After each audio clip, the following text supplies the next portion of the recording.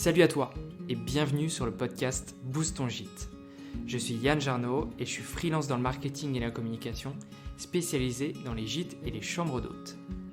Mon but est de te partager ici ou ailleurs, avec des invités ou sans invités, mes connaissances pour booster ton gîte.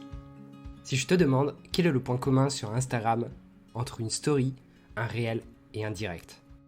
Eh oui, il s'agit de la vidéo. C'est un sujet très important et pas seulement sur Instagram mais également pour ton entreprise. Et j'ai la chance aujourd'hui d'accueillir à mon micro un ami. Il s'agit de Cyril.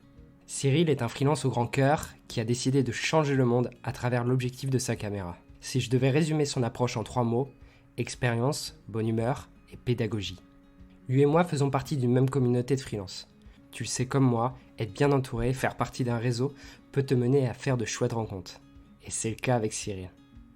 Le hasard des choses a fait que j'ai pu passer une journée à travailler avec lui dans ses bureaux près de Nantes, et je me rappelle d'une très belle journée à évoquer nos vies d'entrepreneurs. C'est ce jour-là que j'ai eu la certitude qu'il devait venir dans le podcast. Car la vidéo peut faire peur.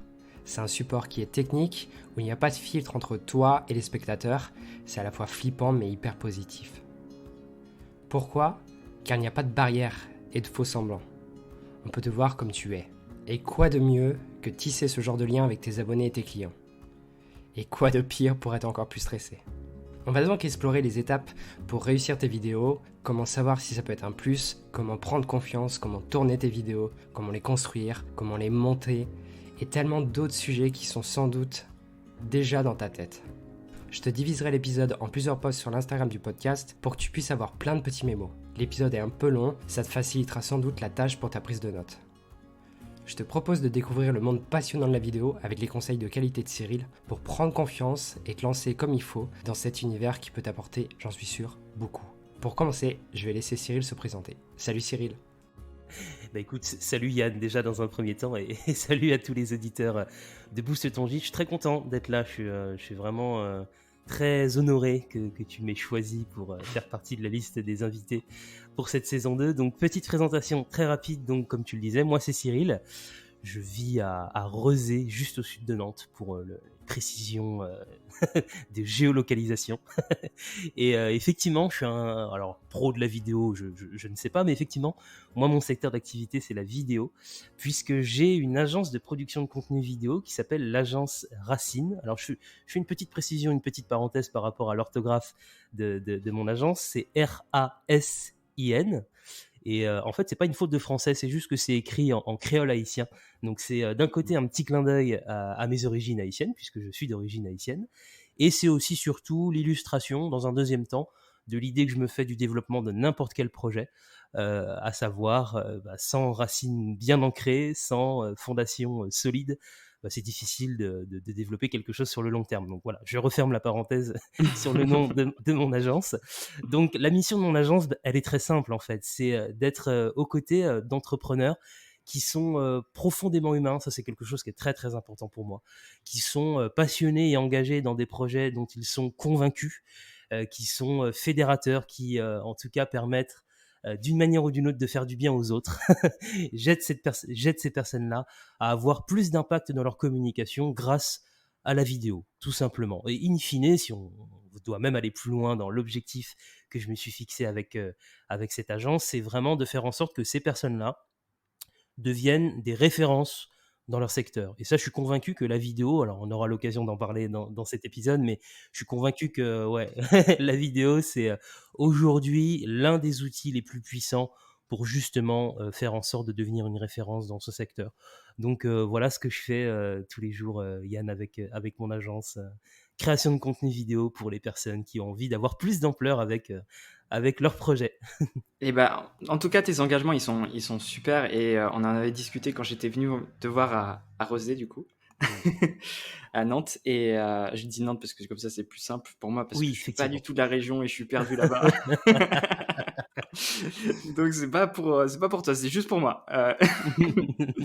Du coup, quand j'étais venu te voir, on avait discuté de tes projets, de ce que tu voulais vraiment faire pour tes clients et pour la suite. Et c'était hyper passionnant comme conversation. Et du coup, juste à ce moment-là, je me suis dit, il faut vraiment que je t'invite dans la saison 2 parce que je suis sûr que tu peux apporter tout ce que tu apportes déjà, mais aussi sur ce podcast. Et je suis sûr que les auditeurs qui nous écoutent vont être avides de tes conseils parce que, en plus d'être une personne au top et très inspirante, tu fais du très bon boulot aussi. Et du coup, voilà, c'est pour ça que je t'invite aujourd'hui. C'est parce que tu es en alignement parfait entre tes valeurs et ce que tu représentes, quoi. Ah bah écoute, ça me touche. Ouais, c'est le Je moment vais... de la gratitude. Là, on s'envoie Exactement, des je vais bisous, avoir des câlins. une petite larme dès le début de l'épisode, comme ça. Oh là là. Ah là là. Bon, on va pas On va rentrer dans le dur, dans les on va choses rentrer dans le sérieuses. dur. On va rentrer dans le dur et on va commencer à travailler un peu là. Pourquoi je t'ai invité, c'était pour ton alignement avec tes valeurs et ce que tu représentais vis-à-vis de tes clients, mais c'est surtout aussi pour l'impact que peut avoir tes conseils. Et tes conseils, ça concerne la communication visuelle et notamment la partie vidéo. Et dans cette partie-là, je trouve que c'est hyper impactant une vidéo. Et c'est pour ça que je t'ai invité parce que je suis sûr que tes petits conseils mis bout à bout vont faire progresser énormément les auditeurs.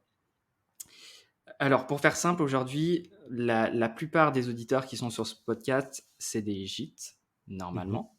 Ouais. Et ils sont principalement sur Instagram.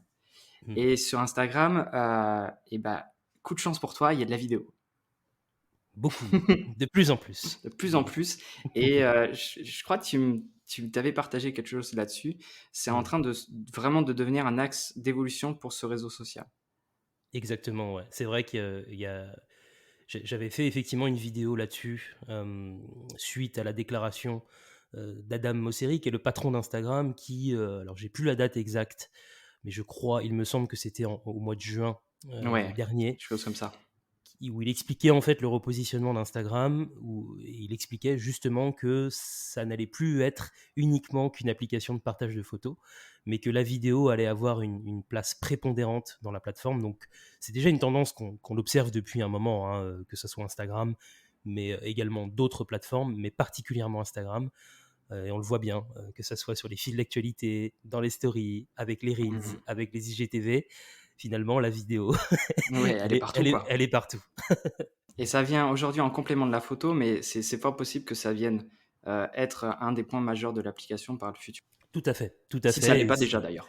si ça l'est pas déjà, effectivement, je pense que c'est une bonne réflexion que tu as là. Moi, effectivement, de mon point de vue. Alors après, je me méfie toujours parce que ça dépend aussi des gens que l'on suit sur Instagram, mais euh, ça serait fou aujourd'hui de dire que non, la vidéo n'est pas n'est pas un levier intéressant pour avoir plus de visibilité, pour marquer les esprits et pour faire en sorte justement que les gens avec qui on peut potentiellement travailler se souviennent de nous. C'est vraiment un levier très intéressant pour ça. Alors après, il y a effectivement, il faut trouver son style. Enfin, je pense qu'on aura l'occasion d'en reparler, mais ne pas se poser la question aujourd'hui, je pense que c'est quand même une erreur. Même si ça ne fonctionne pas forcément pour tout le monde, hein.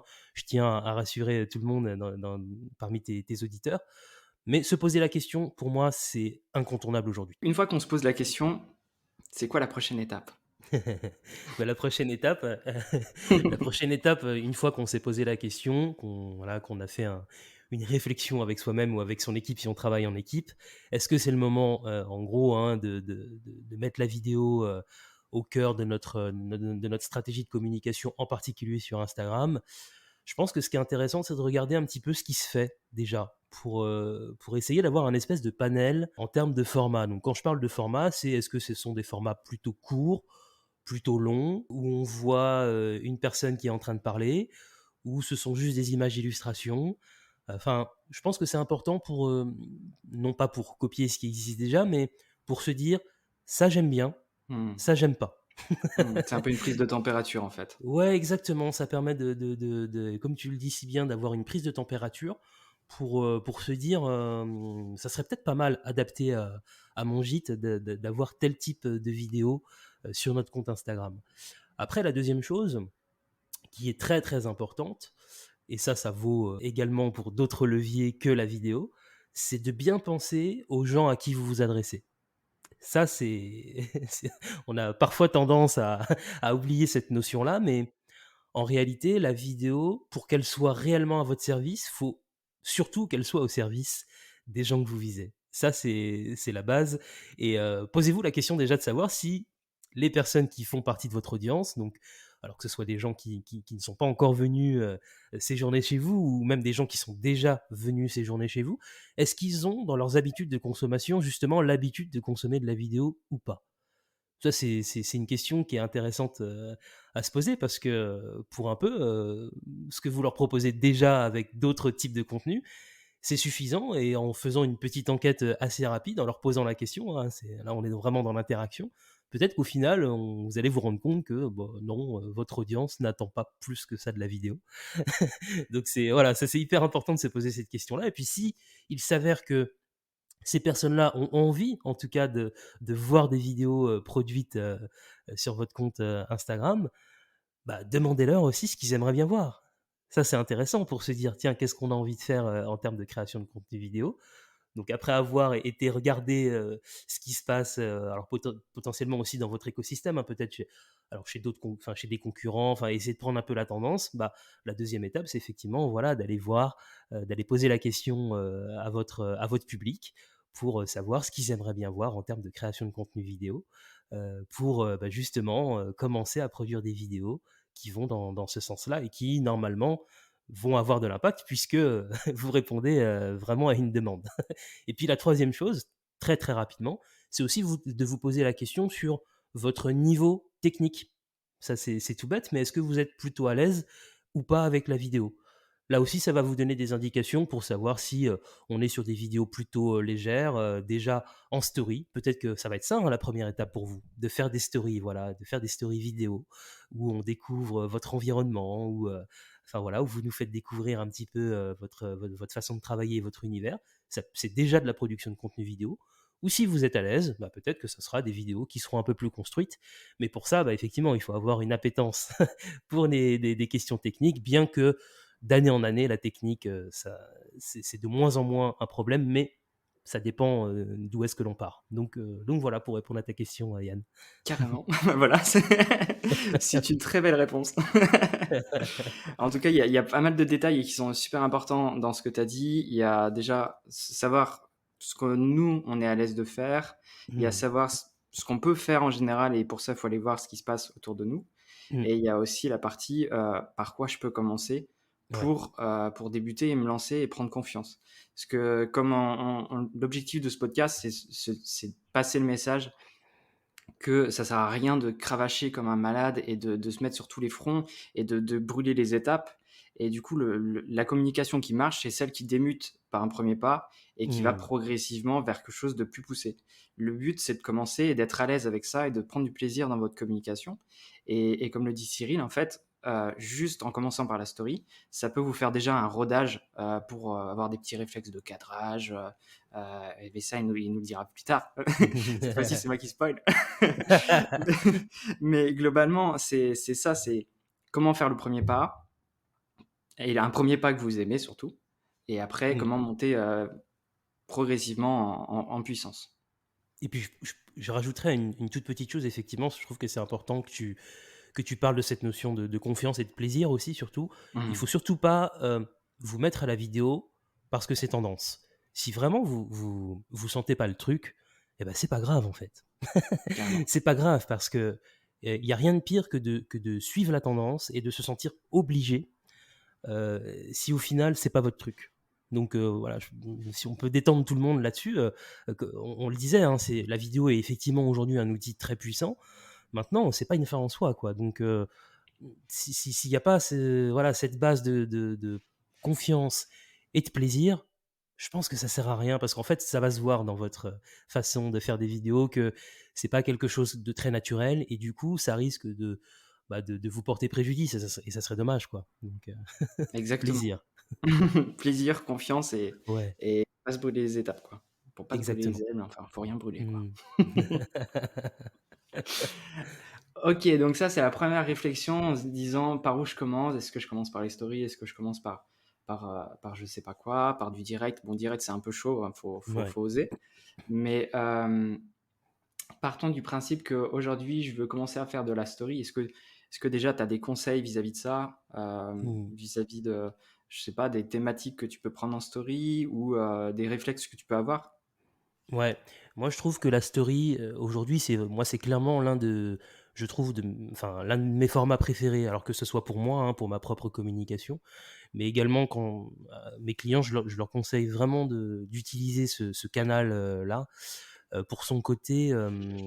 Alors, on va essayer d'utiliser des mots qui sont simples, mais pour le côté documenter son aventure, le côté storytelling, c'est un mot qu'on entend beaucoup. Le storytelling, le fait de raconter des histoires. Je trouve que c'est un outil formidable, les stories, pour nous faire entrer dans les coulisses pardon, de votre activité. Ça, moi, j'adore. J'adore suivre en fait ce qui se passe dans les coulisses, savoir comment est-ce que vous travaillez, comment est-ce que vous faites en sorte de développer votre projet. Il y a un côté, je trouve, très spontané, où justement, c'est peut-être aussi pour ça que c'est intéressant, c'est qu'on n'a pas besoin, je trouve, enfin, ça dépend ce qu'on a envie de montrer, mais il y a beaucoup moins besoin de préparation d'un point de vue technique pour faire des stories. Je prends un exemple. Si vous avez envie demain de nous faire visiter un gîte que vous êtes en train de rénover parce que vous allez bientôt ouvrir des séjours dans ce gîte-là, le fait de nous faire suivre les travaux, tout simplement, en story. Donc, qu'est-ce que ça veut dire très concrètement? C'est, une fois que vous êtes sur les lieux, c'est essayer de faire quelques petites séquences vidéo. Donc, d'un point de vue technique, c'est hyper simple parce qu'il y a juste à appuyer sur un bouton, ça filme, ça ça fait des petites séquences de 15 secondes et c'est tout. Vous n'avez pas besoin de faire du montage. Donc, il y a un côté très direct, très spontané que je trouve hyper intéressant et en termes de connexion et de création de liens avec votre audience, je trouve ça absolument super. Donc ouais, c'est aussi simple que ça, entre guillemets. C'est je prends mon téléphone et dès que je pense qu'il y a quelque chose d'intéressant à partager avec mon audience, eh bien j'essaye de faire des petites séquences vidéo. Alors soit effectivement c'est uniquement des petites images d'illustration pour montrer ce qui se passe. Donc je prenais l'exemple des travaux, mais ça peut être autre chose, ça peut être un environnement. Enfin bref, il y a plein de choses à imaginer. Ou si vous êtes à l'aise avec ça, ça peut être aussi vous qui parlez face caméra. Alors ça, c'est encore une autre étape, Ah hein, il ouais, faut ça être à c'est l'aise next avec step là. ça. Mais je sais qu'il y a des gens qui se prennent au jeu ça, assez facilement et et justement avec ce côté un peu éphémère des stories, c'est-à-dire que ça ne reste pas, enfin sauf si vous voulez sauvegarder dans ce qu'on appelle les stories à la une, mais ce côté un peu éphémère fait baisser la pression, quoi. C'est-à-dire que bon, bah voilà, hein, c'est pas quelque chose qui va rester éperdument dans le temps. Donc c'est pour ça que je trouve que c'est un canal hyper intéressant et puis bah ouais pour vous y mettre vraiment vous mettez pas la pression quoi, hein, ça peut être une story par jour pour nous raconter ce que vous vivez avec votre gîte tout simplement. C'est très intéressant ce que tu dis là parce que du coup, là actuellement j'accompagne 12 gîtes à développer leurs compétences en marketing en accompagnement. Ben, j'ai l'exemple type de hier. Je discutais avec une propriétaire qui est en train de se lancer et elle a un peu du mal à communiquer, à faire ce premier pas en fait vers la mise en avant de son gîte Mhm. et de son activité. Et du coup, je lui ai dit, mais en fait, tu as ouvert ton compte Instagram, maintenant, ça serait bien que tu partages Mhm. ton univers. Et pour faire ce premier pas, en fait, je lui ai dit un truc tout bête, c'est que tous les vendredis ou tous les lundis, on était deux, du coup, ça matchait un peu bizarre. Il y en a un qui voulait le lundi et l'autre vendredi. Du coup, je lui dis, bah, écoute, on fait les deux. Mhm. Et du coup, chaque jour, vous m'envoyez une vidéo en message, Mhm. en FaceTime, où vous me racontez juste votre life. Et juste se faire ce petit truc, en Mhm. fait, ça va l'habituer à faire ce réflexe, à se mettre en mode selfie et à Mhm. communiquer et à envoyer ce type de contenu à des personnes qui sont là, bienveillantes, etc., et où il n'y aura pas de jugement, en fait. Et du Exactement. coup, en faisant ce premier pas, ça va peut-être te débloquer. Et puis un jour, peut-être ton doigt, il va riper et ça sera en live. Ah mais ouais, c'est un super conseil, effectivement, hein, c'est effectivement un conseil qu'on peut donner, c'est-à-dire que vous n'êtes pas obligé tout de suite, enfin directement, de rendre tout ça public, hein. Effectivement, vous pouvez vous entraîner, envoyer ça uniquement à certaines personnes en qui vous avez confiance, où vous êtes sûr qu'il y aura un regard bienveillant et pas de jugement. Et c'est déjà un premier pas en fait, hein. L'entraînement, hein, il y a que ça de vrai de toute façon, hein. Mais surtout, ouais, vraiment zéro pression, quoi. Zéro pression et peut-être que je sais pas si tu as eu ça, toi, justement, dans les discussions que tu as pu avoir avec le groupe que tu accompagnes, mais souvent, j'entends oui, mais raconter ce que je vis, c'est pas très intéressant. La fameuse phrase. La fameuse phrase. Et ça, c'est quelque chose sur lequel, moi, je trouve que c'est super intéressant de travailler parce que je crois que c'est Charlie Chaplin qui disait ça, où il disait que tout ce qui est personnel est universel. Et j'adore cette phrase parce que, en fait, en réalité, en partageant ce qui vous arrive dans votre aventure avec votre gîte, avec ce que vous êtes en train de construire, c'est vraiment nous faire entrer dans votre univers. Et nous, ça nous permet de comprendre encore plus l'aventure que vous êtes en train de défendre. Et vous sortez de cette posture finalement uniquement commerciale, si je puis dire, où finalement vous ne prenez la parole que quand, je sais pas, il y a une offre spéciale pour réserver telle ou telle chambre dans votre gîte. Donc, n'ayez pas peur en fait de partager ce qui vous arrive parce que ça va forcément nous apporter, nous, qui vous suivons. Ça nous permet de comprendre, d'avoir les tenants et les aboutissants de ce qui se passe pour vous. Et vraiment d'avoir un lien beaucoup plus fort que si vous ne partagez uniquement que des arguments commerciaux. Donc, c'est un autre conseil qu'on peut donner. Votre vie, elle est intéressante, hein, votre histoire, elle est intéressante. Il y a personne qui a une histoire qui est moins intéressante que les autres au final. On a tous des rappels dans les vies de chacun. Hmm. Et en fait, juste en partageant, même si c'est vos galères, ça Exactement. va créer des atomes crochus en fait avec votre audience. Ouais. On n'est pas tous là par hasard et on galère tous pour y arriver. Et juste le fait de le partager, ça permet aussi de casser cette barrière, ce miroir de verre où en fait vous êtes juste là pour une prestation de service, quoi. Je trouve que c'est extrêmement puissant aujourd'hui, effectivement, d'avoir quelqu'un qui ose, effectivement, comme tu disais, parler de ses galères, montrer sa vulnérabilité par rapport à telle ou telle Mm. difficulté. Ça, je vous garantis que vous allez toucher les cœurs, hein, plus que les têtes. Alors, c'est bien de toucher les têtes, mais le mieux, c'est que ça reste quand même de toucher les cœurs pour que, effectivement, on se dise bah tiens, moi, la prochaine fois où je pars en vacances à tel endroit, c'est obligé, je dois aller dans tel gîte. Et promis, le plombier sera passé et tout sera.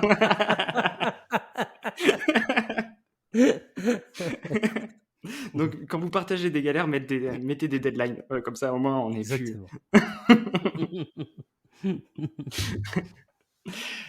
Ok, alors ça, c'est la partie comment se lancer. Maintenant, si je devais passer la prochaine étape Oui. et faire de la vidéo, on va dire, plus préparée, Mhm. comment tu fonctionnerais, toi? Quel petit tips tu pourrais dire? Est-ce que j'attaque directement avec du gros matos ou alors je reste avec mon téléphone et j'adapte quelques réflexes? Le premier conseil que je peux donner par rapport à ça, c'est qu'il n'y a pas besoin de suréquipement quand on a envie du coup de franchir un cap dans la production de contenu vidéo. Donc qu'est-ce que ça veut dire très concrètement pour qu'on soit, je pense, le plus simple possible? Ça veut dire peut-être que vous avez envie d'imaginer un programme vidéo, hein, c'est-à-dire on parle quasiment comme à la télé, hein, une petite émission sur votre compte Instagram qu'on va retrouver allez, tous les mercredis. euh, dans lequel vous allez, je sais pas moi, qu'est-ce qu'on pourrait imaginer, Yann, comme programme? Si par exemple on a une chambre d'hôte, je dirais les Ouais, recettes allez, de cuisine. très bien. On se dit qu'on va partager tous les mercredis sur le compte Instagram du gîte une recette que les personnes pourront venir en plus goûter Et oui. quand ils viendront dormir chez nous. Là, effectivement, ça veut dire qu'il va falloir quand même monter d'un cran dans la production par rapport aux simples stories comme on parlait juste avant. Donc en termes de matériel, je répète ce que je disais juste avant, il n'y a pas besoin de se suréquiper. Vous n'avez pas forcément besoin tout de suite d'aller acheter une énorme caméra ou un énorme appareil photo, parce qu'on peut aussi filmer avec des appareils photo, hein. D'acheter des lumières dans tous les sens. En tout cas, pour commencer, c'est pas forcément la priorité. Ce qui va être important, c'est si vous avez un smartphone, donc ce que j'appelle dernière génération, c'est en gros qui date là des dernières années, hein, je sais pas jusqu'à quand on pourrait remonter, mais en gros, tous les smartphones dernière génération ont une qualité d'image largement suffisante pour produire des contenus vidéo de qualité qui soient vraiment à la hauteur de votre image et de ce que vous avez envie de véhiculer. Donc ça, c'est le premier point. Si vous avez un smartphone plutôt récent dans votre poche, c'est largement suffisant. Ça passe. D'ailleurs, pour le smartphone, ce qui va être aussi intéressant, c'est d'avoir suffisamment de capacité. Ça, c'est un élément qu'il faut regarder parce que la vidéo, c'est bien, mais ça prend quand même un peu de place. Vous n'êtes pas obligé de filmer en 4K. Hein, ça, il n'y a pas besoin même. D'un, parce que souvent, quand on consomme des contenus vidéo, on est sur notre smartphone, qu'on n'est pas sur un écran de cinéma. Il n'y a pas besoin voilà, d'avoir une résolution absolument incroyable, même si c'est joli. Et puis surtout, ça prend de la place. Ça prend de la place sur les serveurs. Donc, si on a cette conscience aussi de l'impact qu'on a quand on fait de la création de contenu vidéo, voilà, on peut redescendre en termes de qualité. Carrément, je suis d'accord avec ce message. Et en plus, je reviendrai avec le petit bonus, c'est que si l'utilisateur qui regarde votre vidéo, il a une connexion de merde, eh Ouais, bah, il verra pas votre vidéo en 4K. en plus, c'est ça. Donc, on oublie les super top qualités pour enregistrer des vidéos. Ça n'aura pas d'incidence sur la qualité de ce que vous allez proposer en termes de contenu. Le seul appareil, moi, enfin en tout cas le seul accessoire dans lequel je vous recommande d'investir, enfin il y en a deux, mais il y en a un particulièrement, c'est un micro. Un micro, pourquoi? Parce que le son, c'est vraiment ce qui va être le paramètre indispensable sur lequel vous devez travailler pour faire en sorte que votre vidéo, elle soit agréable à regarder. Autant on vous pardonnera une qualité d'image qui est pas top top, autant le son, si on comprend pas ce que vous dites, je peux vous garantir que les gens, bah, ils vont passer à autre chose. Et on sait que c'est très facile de passer à autre chose, surtout quand on est sur les réseaux sociaux. C'est très facile de squeezer votre vidéo et d'aller voir un autre contenu, bah, parce que finalement, on vous comprend pas. Donc si vous êtes, on reprend notre recette chaque mercredi dans votre cuisine, donc face caméra, et que vous avez voilà, un petit format allez, de 2 minutes 30, où on vous voit en train de cuisiner et en même temps vous expliquez ce que vous faites, bah, c'est très très important qu'on distingue bien votre voix. Donc ça, un petit micro. Donc il y en a plein qui existent pour smartphone, pas très très cher. Donc pour faire son choix, bah, moi je recommande d'aller se documenter sur YouTube. Il y a plein plein de gens qui font ce qu'on appelle des reviews, des tests de matériel. Et puis, au pire, on peut aussi en parler. Moi, c'est quelque chose que je fais en termes de conseils pour mes clients, pour les gens qui ont envie de se lancer. Donc ça, c'est vraiment l'accessoire pour moi primordial. Et puis le deuxième accessoire, ça va être un trépied aussi pour pouvoir poser le smartphone quelque part pour que vous puissiez avoir les mains libres. Parce que, et puis même s'il y a quelqu'un qui peut vous filmer, bah, au bout d'un moment, tenir le smartphone à bout de bras, on risque de trembler un petit peu et c'est pas très agréable à regarder. Donc, un petit trépied. Alors, il en existe deux versions. Hein. Vous en avez des tout petits qu'on peut poser sur une table. Donc, ça dépend aussi de la configuration de l'endroit où vous allez enregistrer vos vidéos. Mais moi, je vous conseille un trépied un peu plus grand. Donc là, c'est pareil. Vous en avez qui coûtent pas très cher, qui sont de très bonne qualité malgré tout. Ça a beaucoup évolué. Hein. Aujourd'hui, le prix du matériel, ça s'est vraiment démocratisé. Donc, bah, la même chose. Hein, je vous recommande de faire vos recherches ou vraiment de contacter quelqu'un dont c'est le métier, comme ça vous permet de gagner du temps. Mais voilà, et puis après, la lumière, ça peut être intéressant d'investir dans de la lumière, mais moi, dans la mesure du possible, je recommande de tourner en lumière naturelle, de tourner dans votre, voilà, dans votre environnement. Alors après, ça dépend aussi de la configuration, parce que si vous avez régulièrement des changements de lumière, ça peut être assez compliqué à gérer derrière en termes de rendu. Mais sinon, après, c'est pareil. Vous avez des petits spots qui coûtent pas très très cher et qui peuvent vous permettre de faire un éclairage Hmm. bah, plutôt qualitatif, quoi. Donc si je récapitule, le smartphone, ça suffit. Je pense que vous l'avez déjà. Un petit micro-cravate, un trépied et en option, si vous avez le budget, la lumière. Comme ça, avec ça, on a un kit de démarrage très complet. Bingo. Et je reviens sur le coup du micro-cravate. En fait, c'est un micro que vous Oui, clipsez au niveau du col. c'est ça. Comme à la Et que, télé. exactement, on pouvait faire le JT. Mm. Je crois que ça marche même plutôt pas mal en extérieur, il me semble, non? Ouais. Il y en a certains qui Il- marchent pas trop mal. Ouais, il y en a certains qui marchent très très bien et qui permettent effectivement d'avoir une qualité de son optimale, même si on est à l'extérieur et qu'il y a des bruits environnants. Ça fonctionne quand même. Donc oui, oui, oui, ça c'est vraiment l'accessoire indispensable. Bon, bah, moi je l'ai pas. Bah alors Yann. Ce soir j'achète, je suis désolé. Bah après, c'est sûr qu'après, ça dépend aussi de la configuration du lieu dans lequel vous enregistrez, parce qu'il y a aussi Mmh. un autre type de micro, ce qu'on appelle un micro d'ambiance, qui va venir se clipser directement au smartphone et qui va enregistrer tout ce qui se passe devant lui. Donc c'est-à-dire que vous ne l'avez pas sur vous, mais il est posé sur le smartphone. Mmh. Donc ça peut être plutôt pas mal, mais il faut vraiment être sûr d'être dans un lieu où il n'y a pas d'autre bruit, parce que sinon, ça risque Ouais, d'être un petit peu compliqué. ça va faire parasite un peu Et partout, ça, quoi. voilà, on risque d'avoir des parasites. Donc ouais, moi je recommande vraiment le micro-cravate, comme ça, on peut tourner en toutes circonstances. Mmh. Bah, quand je vois tes vidéos, je fais attention et tu l'as toujours. Ouais. Je l'avais remarqué. Ça, du coup, c'est pour la partie matos pour se Ouais. lancer. Donc, ouais, c'est pas des budgets qui sont fous non plus, hein. Écoute, enfin, vraiment un kit complet, bon, ça dépend ce que vous prenez, mais Mmh. c'est fini le temps, hein, où le matériel vidéo coûtait extrêmement cher et était Et réservé à un petit groupe de personnes. Aujourd'hui, mmh. c'est vraiment accessible pour tout le monde. Et vraiment, perdez pas non plus trop de temps là-dessus, parce que ce qui compte, c'est que vous produisiez des vidéos et qu'ensuite vous montiez en gamme sur l'équipement vidéo s'il y a besoin. Mais parce que souvent, ça c'est malheureusement une erreur que je vois, c'est que vu qu'on passe énormément de temps à c'est quoi la meilleure option, le machin. En fait, du coup, on produit jamais rien et on commence jamais, et c'est dommage, quoi. Donc, de toute façon, ce qui compte, c'est de commencer et puis vous évoluez au fil du temps, quoi. La stratégie des petits pas, ça fonctionne aussi à ce niveau-là, quoi.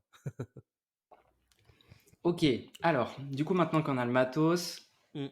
si je dois faire, revenons sur le coup de la recette, enfin, C'est quoi enfin, les étapes? je peux pas te dire autrement que c'est quoi les Mm. étapes et qu'est-ce que tu recommandes comme plan vidéo. Je suis obligé de dire le mot. Ouais. J'ai essayé de trouver autre chose, mais je suis Ouais, non, mais obligé. c'est ça, ouais, en termes de cadrage, comment est-ce qu'on fait, tout ça. Exactement.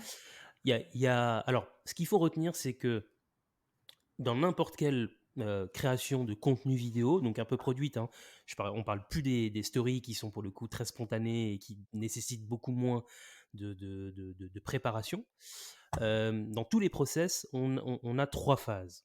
La première phase, ça va être la préparation.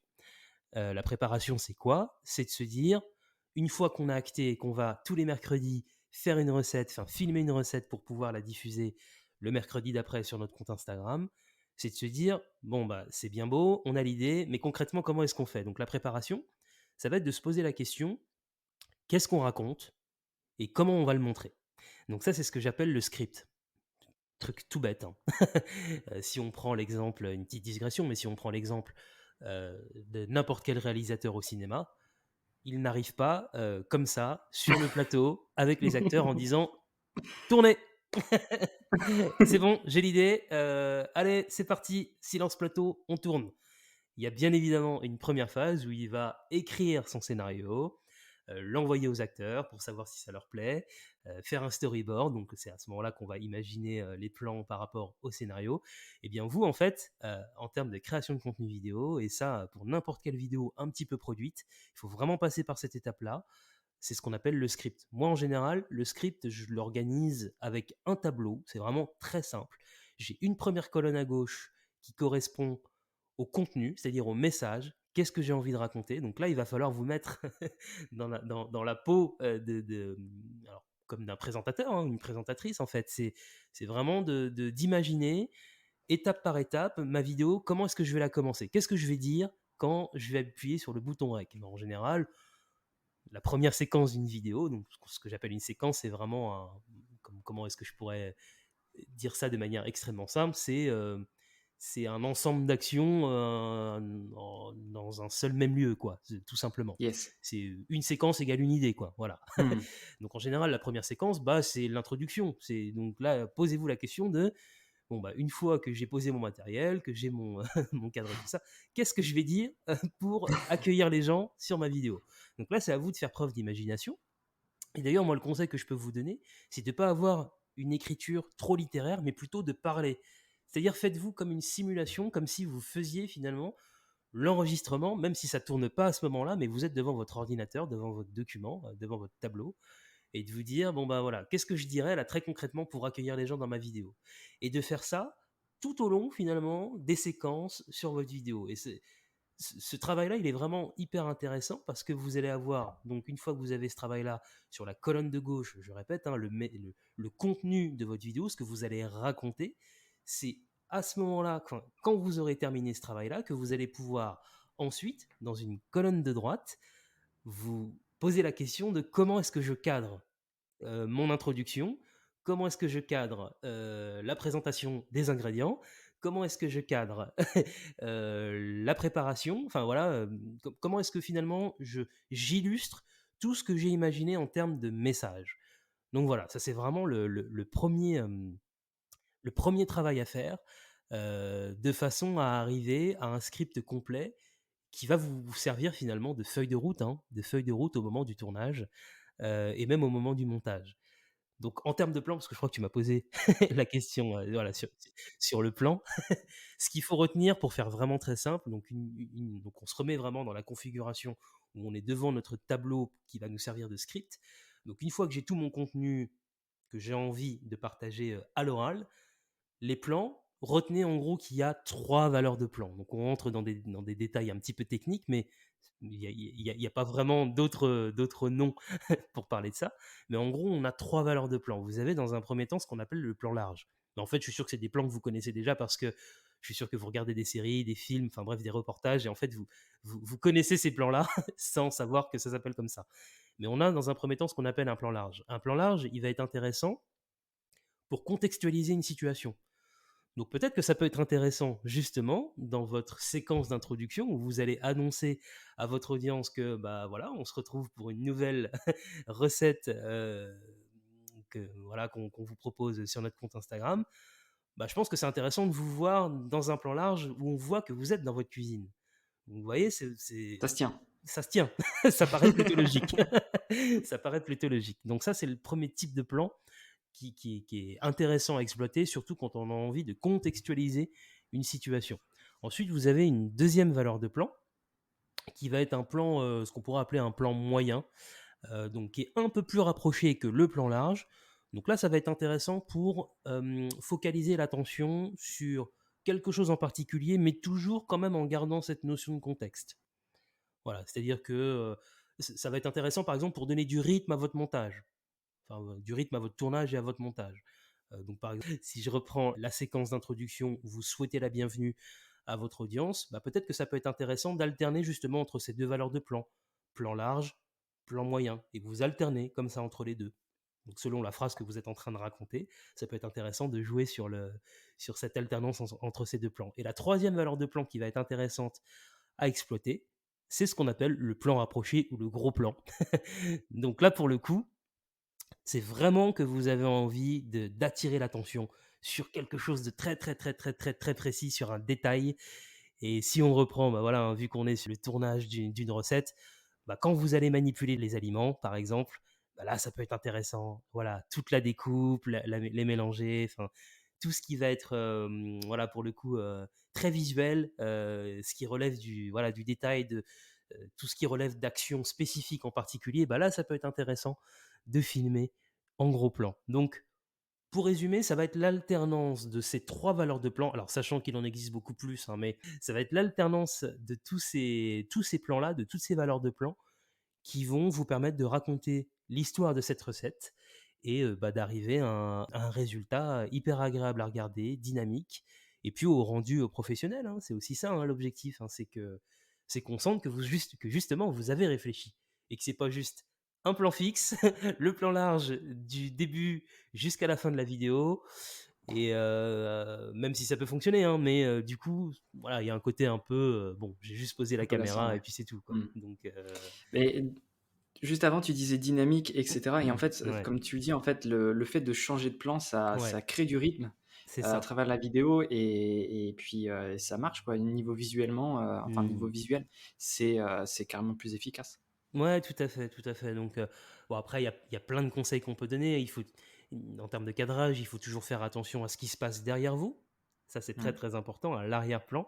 Ce serait dommage qu'il y ait un élément, je sais pas moi, par exemple une poubelle ou quelque chose comme ça qui vienne gâcher ce que vous êtes en train de montrer et de raconter. Donc voilà, il y a plein de petites choses comme ça auxquelles il faut faire attention. Et puis après, c'est aussi du bon sens, quoi. Il faut Mmh. bien regarder si ce que vous êtes en train de préparer au niveau des plans auxquels vous avez pensé, bah, est-ce que, selon vous, ça vous semble plutôt esthétique et pertinent, quoi. Donc, mais sachant qu'il ne faut pas non plus trop se prendre la tête, encore une fois, au début, hein. Et ce qui est important, c'est d'arriver au bout de ces vidéos-là. Et petit à petit, vous allez voir, hein, il y a plein de choses sur lesquelles vous allez vous dire, ah bah tiens, tout compte fait, la prochaine fois, je ferai différemment parce que je me rends compte que ce plan-là, il est pas terrible. C'est ça Mmh. qui est bien aussi avec la vidéo, c'est qu'on progresse très très vite. On peut ajuster le tir assez facilement. Donc voilà, ça, première étape, la préparation. C'était un peu long sur cette partie-là, mais au final, c'est presque la partie la plus importante, parce que si cette partie-là, elle est bien faite, en fait, la deuxième partie, donc la deuxième phase, le tournage, ça va super vite parce que vous savez exactement ce que vous devez dire face à la caméra, et puis vous savez exactement surtout comment vous allez le montrer. Donc il n'y a pas d'improvisation en fait normalement, hein. À ce moment-là, vous reprenez votre document, bon bah ok, je commence par quoi? La séquence d'introduction. Alors j'avais noté ça, voilà ce qu'il faut que je dise, et voilà comment est-ce qu'il faut que ça soit cadré. Même chose pour la deuxième séquence, la troisième séquence, et ainsi de suite, et ainsi de suite, et ainsi de suite. Ce qui fait que normalement, si vous êtes plutôt à l'aise pour vous exprimer face caméra, bah, ça devrait aller plutôt vite, quoi. Donc ça, c'est la deuxième phase, le tournage. Donc moi, le conseil que je peux donner sur le tournage, c'est que n'hésitez pas à faire plusieurs prises pour être sûr d'avoir suffisamment de matière au moment du montage. Ça serait dommage que vous soyez un peu déçu d'une prise que vous trouvez un peu, je sais pas, pas terrible en termes d'énergie, ou n'hésitez pas peut-être à mettre en boîte plus qu'il ne faut, mais comme ça vous offrira beaucoup plus de souplesse au moment du montage. Donc voilà, ça c'est pour la partie tournage. Et puis bah, la dernière partie, ça va être le montage. Et là, c'est pareil en fait. Normalement, ça devrait aller assez vite parce que vous reprenez encore une fois votre document. Et le principe du montage, c'est quoi? Bah, c'est tout simplement de mettre bout à bout des séquences que vous avez tournées. Donc, vous savez exactement dans quel ordre vous devez mettre les séquences en suivant votre document. Et voilà. Donc après, bon, ça dépend si vous êtes là aussi plutôt à l'aise dans les logiciels de montage ou pas, mais c'est pas très compliqué en soi le montage. Ce qui est compliqué, c'est quand on cherche vraiment à avoir des montages hyper léchés avec plein d'éléments qui apparaissent à l'écran et tout ça. Mais je pense que dans votre cas, c'est pas forcément ce qu'on recherche. C'est juste d'avoir une vidéo qui a votre image, qui renvoie vraiment votre authenticité, qui renvoie votre image à vous. Donc quelque chose, voilà, d'assez minimaliste, d'assez simple finalement. Et ben c'est très bien. Donc voilà, le montage, il y a juste à suivre ce que vous aviez imaginé au moment du script, et puis ben voilà, on arrive à la fin de la vidéo. Vous pouvez la diffuser derrière. Boum. Putain, ça me donne envie d'en faire du coup. Ah T'as bah go, gagné. hein. Parce que en fait, c'est vrai que quand on veut faire de la vidéo, c'est pas comme une photo. C'est tu prends une photo, ok, tu la construis, mais Hmm, je vais pas dire c'est un one shot, mais presque. Alors que la vidéo, ça peut faire peur en fait, le ouais, fait de se dire putain, j'ai tout ça à faire, etc. ouais, Et dans ce que tu dis, je trouve ça très intéressant parce que du coup, en posant le script, ouais, ça permet de se rendre compte des étapes à faire. Et tout à si c'est fait, un script qui doit se renouveler dans d'autres épisodes, etc., je vais pas dire une routine, mais ça va presque devenir une routine. tout à fait. Ah mais c'est l'objectif, hein. On Hmm. sous-estime la puissance en fait des routines et des process de production. Et la vidéo, en fait, ce n'est que ça. Plus vous êtes organisé, plus vous êtes en anticipation, et plus en fait la production, elle est super agréable. Et moins vous subissez en fait, parce que vous savez exactement où est-ce que vous voulez aller.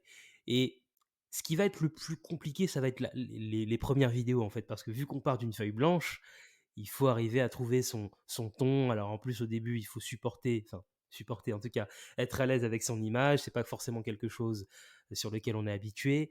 Donc il y a plein de micro-étapes entre guillemets à franchir pour à un moment donné se dire ah là je crois que je tiens un truc qui est plutôt pas mal. Donc du coup, je vais dupliquer ça. Je sais exactement maintenant comment je vais filmer mes recettes parce que j'ai trouvé le truc.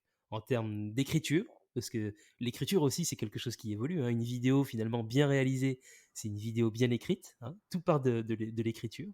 Donc c'est super important de trouver votre patte en fait. Ça sert à rien d'imiter des gens qui font d'autres vidéos. C'est vraiment vous. Faut pas que vous soyez une autre personne au moment où vous allez faire vos vidéos.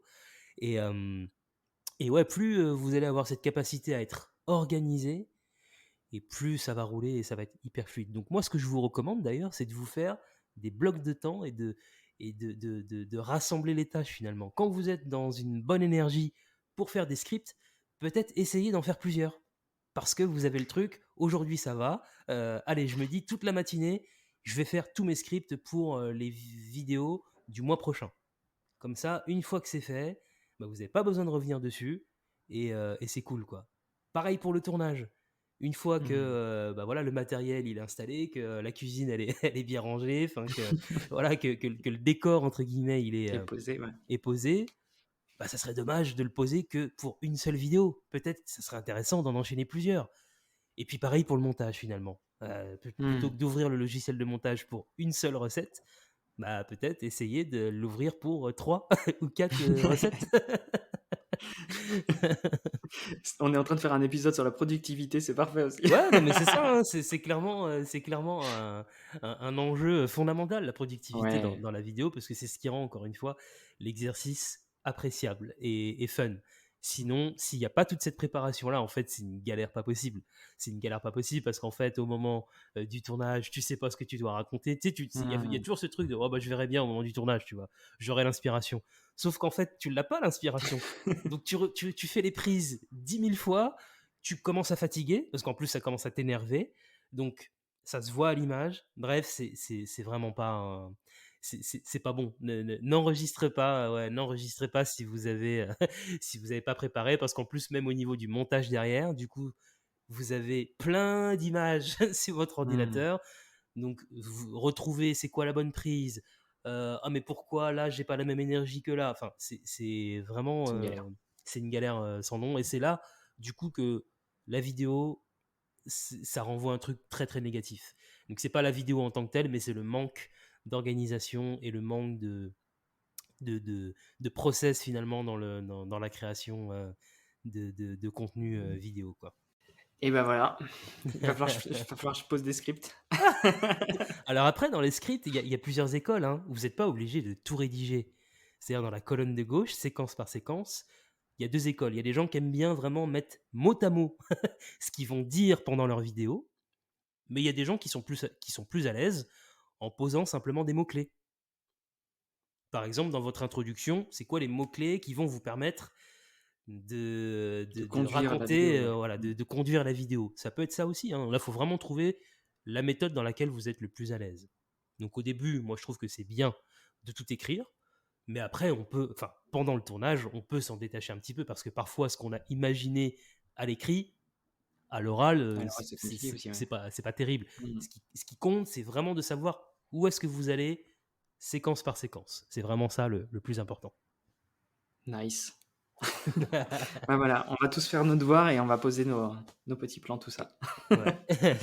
Du coup, vis-à-vis du montage, est-ce que tu as genre 2-3 logiciels que tu connais qui sont Ouais. pas forcément des usines Des de usines guerre, à gaz, tu vois, des ouais, machines ouais. de guerre?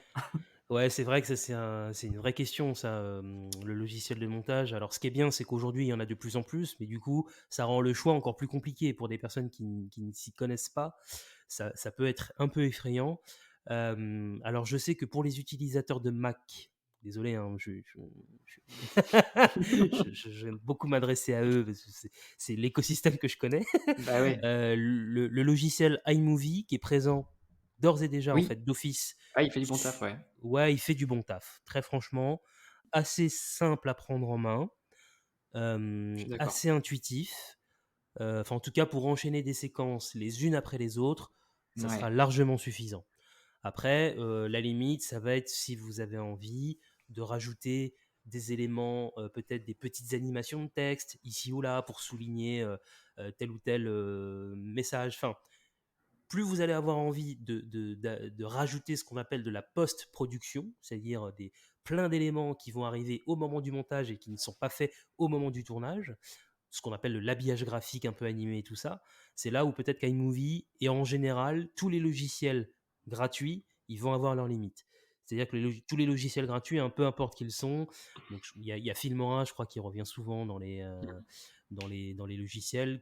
Alors tout ça, c'est très bien en soi, hein, mais vous risquez d'être un petit peu limité pour aller un peu plus loin si à un moment donné vous avez envie d'aller un peu plus loin, notamment dans la post-production de vos vidéos. Moi, il y a un logiciel que j'aime beaucoup de par sa simplicité et de son côté intuitif, c'est de la suite Adobe et il s'appelle Premiere Rush. Donc c'est pas Premiere Pro, parce que ça, Premiere Pro, c'est un peu son grand frère, Premiere Pro. Ouais. C'est vraiment logiciel qui nécessite quand même pas mal d'heures avant d'être à l'aise dessus, qui est pas forcément compliqué en soi, mais vu qu'il y a pas mal d'options, on peut s'y perdre. Voilà, pour commencer, c'est pas forcément la meilleure option. Et du coup, il y a quelques années, Adobe a sorti une version un peu simplifiée qui s'appelle donc Adobe Premiere Rush, qui coûte, si je dis pas de bêtises, 11 € par mois, un truc comme ça. Non, on doit pas Sans être loin, engagement, ouais. 11 ou 12 € par mois, je crois. Donc vous pouvez arrêter en plus quand vous voulez, si jamais, à un moment donné, vous, vous en avez marre de faire des vidéos, vous n'êtes pas marié à vie avec le logiciel. Et ouais, j'aime beaucoup le côté intuitif, et notamment sa simplicité, justement pour venir aller beaucoup plus loin dans la post-production de vos vidéos. Donc par exemple, si vous avez envie de créer un petit générique animé pour vos recettes tous les mercredis sur votre compte Instagram, vous allez pouvoir fabriquer un petit générique hyper simplement, parce que dans le logiciel, vous avez tout un tas de templates, donc des modèles déjà préétablis, et pas dégueu, hein, parce que souvent il faut se méfier. Ouais, t'as peur que ça soit arc-en-ciel. Ouais, voilà, c'est ça, des trucs un peu, tu vois, des trucs un peu old school où tu te dis, ouais, je peux pas mettre ça, quoi. On dirait un PowerPoint de mon oncle Gérard. Totalement l'image. Tu vois le truc, quoi. Bah en fait, là, pas du tout. On est vraiment sur des choses très qualitatives, qui sont renouvelées en plus assez régulièrement, ce qui fait qu'on tombe pas dans l'effet de ah ouais, mais cette animation là, je la vois sur toutes les vidéos. Bah non, en fait, il y a un côté hyper intéressant, et donc on est vraiment sur un système hyper simple où vous avez juste à prendre un élément, à le prendre et à le glisser en fait, et à le déposer sur l'endroit où vous faites votre montage, donc ce qu'on appelle la timeline. Voilà, on fait déjà un petit cours de montage avec le vocabulaire. Et en fait, vous allez pouvoir changer la couleur, la typographie de l'animation, mais vraiment en un rien de temps, ce qui ne nécessite aucune compétence technique.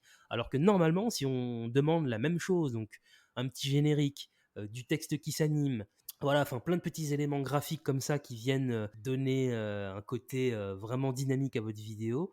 Ça, si on demande ça à ce qu'on appelle un motion designer, parce qu'en général c'est le métier de ces gens-là, bah, c'est hyper complexe, quoi, parce que normalement eux ils doivent dessiner, on est vraiment sur quelque chose d'assez compliqué. Et bien là, avec Premiere Rush, vous allez pouvoir faire ça en un rien de temps, en 2 clics. Donc c'est plutôt pas mal. Et puis ça a l'avantage aussi de fonctionner à la fois sur ordinateur et aussi sur smartphone. J'allais te poser la question.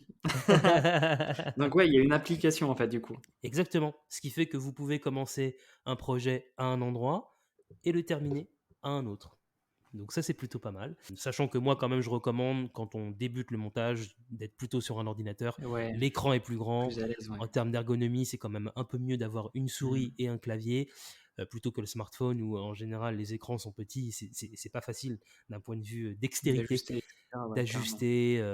Donc c'est plutôt pas mal. Après, encore une fois, ça dépend ce que vous avez envie de créer. Si c'est des petites capsules vidéo pour montrer votre gîte et les différents espaces qu'il y a dans votre gîte, et que c'est juste des petites capsules de 20 secondes, peut-être que vous allez pouvoir faire ça sur smartphone sans problème. Donc vous avez par exemple l'application InShot, donc IN plus loin SHOT, qui fonctionne très bien, qui est très intuitive et qui permet vraiment de faire des tout petits projets vidéo qui nécessitent quand même du montage.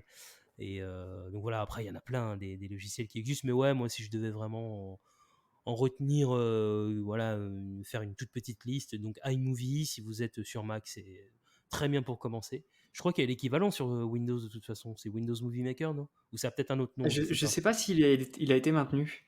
Il s'appelle peut-être différemment, ouais. Ouais, peut-être que ça... Enfin, en tout cas, regardez sur votre machine, parce qu'en général, il y a normalement... Il y a toujours quelque chose de base il y a toujours quelque chose de base, donc regardez si vous y retrouvez en termes d'ergonomie, si, voilà, si ça vous fait pas peur. Et n'hésitez pas non plus à aller regarder donc ce qu'on appelle des tutoriels, hein, sur YouTube. Alors même si c'est parfois pas toujours évident, parce que si on a une question, bah, on peut pas vraiment poser la question en temps réel. Donc faites-vous la main. Moi, c'est vraiment ce que je vous recommande. Testez plusieurs choses. Et puis bah, là, c'est pareil. Après, n'hésitez pas à à demander conseil à quelqu'un qui, en fonction de votre niveau et surtout de ce que vous avez besoin de faire, parce que souvent, c'est un peu le problème d'aller chercher quelque chose qui est beaucoup trop poussé finalement par rapport à nos besoins. N'hésitez pas à demander conseil et ça vous fera gagner du temps, assurément. Qu'à partir du moment où vous allez comprendre en fait la logique du montage, en Ouais. fait comprendre que c'est toujours la même chose en fait, quel que soit le logiciel, quelle que soit la solution, quelle que Mmh. soit l'ergonomie, c'est toujours le même processus. On a au départ un dossier dans lequel vous avez toutes les images que vous avez tournées pour tel ou tel programme. Elles sont stockées à un endroit. Ça, c'est important. Qu'elles soient d'ailleurs toutes au même endroit pour pas que vous soyez obligé Ouais, de vous sont poser la question, mais mince, où est-ce que j'ai mis tel plan, je comprends pas, je ne le retrouve pas. Ça, c'est très très important d'être vraiment très rigoureux là-dessus et d'avoir un dossier où vous avez toutes vos images. Donc c'est toujours le même principe. Le logiciel, quel qu'il soit, va vous demander, par rapport au projet que vous avez envie de monter, qu'est-ce qu'on doit importer comme image. Donc vous allez aller les chercher à un endroit, les sélectionner, le logiciel va vous les importer, et c'est à partir de toutes ces images que vous allez créer ce qu'on appelle un projet. Et le principe après, il est simple, eh bien, c'est d'enchaîner du coup les séquences, enfin du coup les images, les unes après les autres, sur ce qu'on appelle une timeline. Ça, vous allez, quel que soit le logiciel, vous allez toujours retrouver cet espace-là. Donc une timeline, c'est quoi? C'est en fait un espace qui est forme rectangulaire sur lequel vous allez en fait venir déposer petit à petit les images les unes après les autres.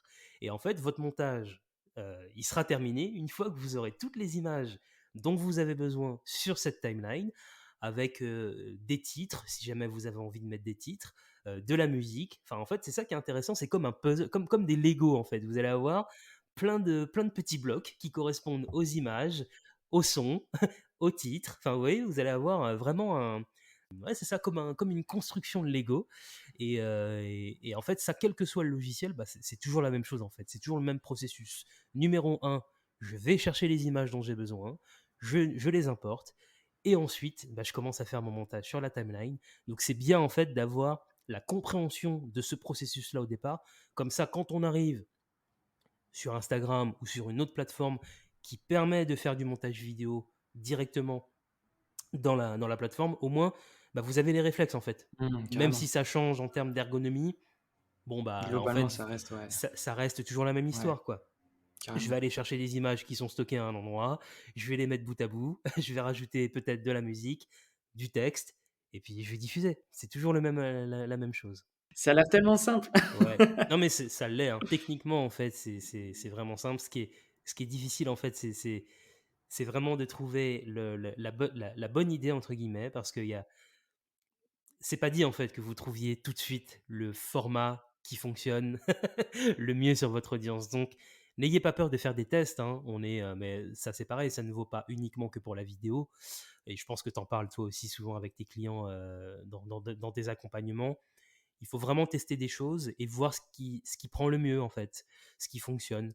Parce que vous pourrez avoir des surprises, hein. Peut-être que vous allez passer beaucoup de temps à développer un programme qui va pas rencontrer un succès, en tout cas que vous espériez.